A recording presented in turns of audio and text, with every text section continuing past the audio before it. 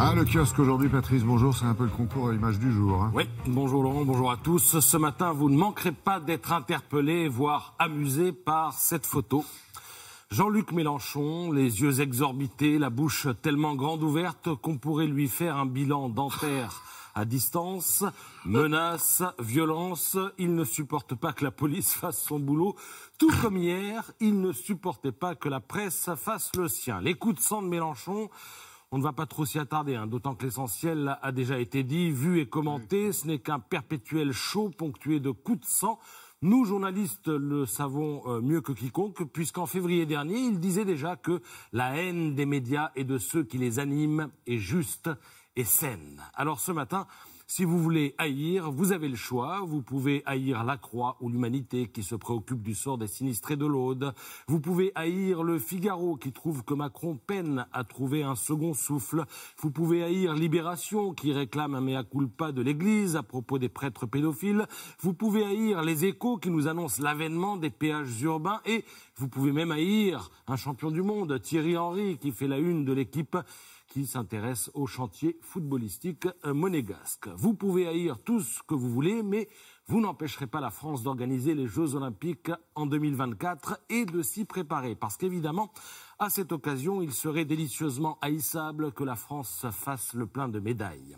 Le problème, c'est que nombre de champions français gagnent moins de 1 000 € par mois, notamment dans des disciplines peu médiatiques, hein, comme peuvent l'être le tir à l'arc, la gymnastique ou le karaté. C'est de cela qu'il est abondamment question dans le magazine Women Sport. Vous y ferez la connaissance de la compagne d'un grand champion, hélas disparu, Valérie Fignon.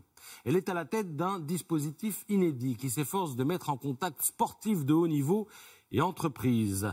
Un dispositif imaginé il y a 4 ans par l'ancien secrétaire d'État au sport, Thierry Braillard, et qui commence à porter ses fruits. L'idée, c'est que les entreprises embauchent des sportifs de haut niveau avec des contrats de travail adaptés, avec des horaires aménagés pour que les sportifs en question puissent continuer à s'entraîner sans se demander s'ils auront de quoi manger ou payer leur loyer à la fin du mois. Parce que se préparer pour les Jeux, vous imaginez bien que ce n'est pas le genre de job qu'on fait à mi-temps. Alors depuis 2015, quelques 110 entreprises se sont engagées et quelques 300 contrats ont été signés. L'objectif, c'est de parvenir à 500 contrats minimum, pourquoi pas plus, d'ici les Jeux de 2024.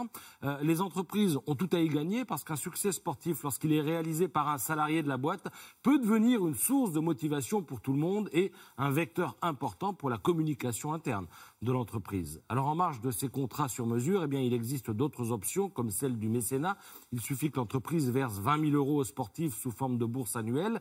La somme est partiellement défiscalisée à hauteur de 60%, ce qui fait qu'en réalité, cela ne coûte que 8 000 € à l'entreprise. Sachant d'une part que c'est le prix d'une prise de parole d'un sportif devant les collaborateurs et que d'autre part, les entreprises peuvent appeler leurs athlètes plusieurs fois dans l'année pour ce genre de prestations, eh bien, elles sont finalement largement gagnantes. Voilà, vous êtes chef d'entreprise, vous ne haïssez personne, vous aimez le sport, vous seriez fier de compter un athlète de haut niveau parmi vos salariés, un athlète potentiellement médaillable aux Jeux Olympiques ou aux Jeux Paralympiques. Vous savez ce qu'il vous reste à faire. Oui, c'est un processus qui existait déjà dans le sport collectif avec le rugby, notamment. Beaucoup de clubs du top 14 ont travaillé avec les entreprises.